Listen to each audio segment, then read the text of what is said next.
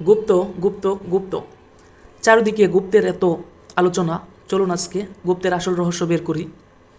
আপনারা যাকে ভাবছেন আমি তাকে গুপ্ত বলছি না, আমি বলছি সেই গুপ্ত বংশকে, যার প্রতিষ্ঠাকাল ছিল 320 থেকে 550 খ্রিস্টাব্দে এবং এর প্রতিষ্ঠাতা ছিলেন মহারাজা শ্রীগুপ্ত।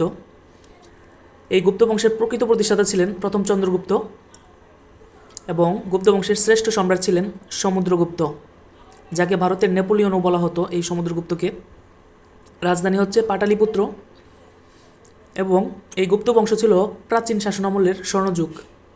একটি বিশেষ তথ্য হচ্ছে বিখ্যাত কবি কালিদাস ছিলেন এই গুপ্ত বংশের একজন কবি।